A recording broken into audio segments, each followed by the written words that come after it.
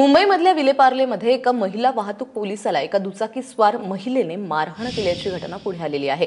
नाकाबंदी दरम्यान महिला वाहतूक पोलिसांना विना हेल्मेट घातलेल्या महिलेला तिने अडवलं आणि त्यामुळे ही मारहाण झाल्याची माहिती आहे। विलेपार्लेच्या महिला संघ कॉलेजजवळ ही घटना घडलेली आहे। सध्या हेल्मेट सक्ती आहे, सगळीकडे पोलिसांची नाकाबंदी त्यासाठी पाहायला मिळते आणि त्याच दरम्यान हा प्रकार विलेपार्लेत घडला आहे।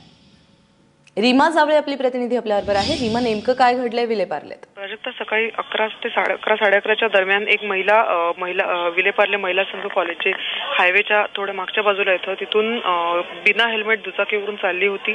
त्याचवेळी नाकाबंदी दरम्यान एका महिला कॉन्स्टेबलने तिला अडवलं। त्यांच्यामध्ये काही प्रमाणात बाचाबाची झाली आणि त्या महिलेने आरोपी महिलेने बिना हेल्मेट प्रवास करत होती, तिने महिला कॉन्स्टेबलला एक थोबाडीत ठेवून दिली आणि त्याच्यानंतर जरा तणाव निर्माण झाल्यानंतर पोलिसांनी तिला ताब्यात घेतलं। मात्र दरम्यान आरोपी महिलेने आपल्या भावाला आणि त्याच्या मित्रांना बोलावून घेतलं, ज्यांच्यातही पोलिसांमध्ये आणि त्यांच्यामध्ये बाचाबाची झाली आणि या सगळ्यावर कारवाई करताना पोलिसांनी महिला दुचाकीस्वार आणि तिच्या भावाला तुर्तास ताब्यात घेतले। त्यांची ओळख मात्र अद्याप कळलेली नाहीये। रीमा, धन्यवाद या सगळ्या माहितीबद्दल।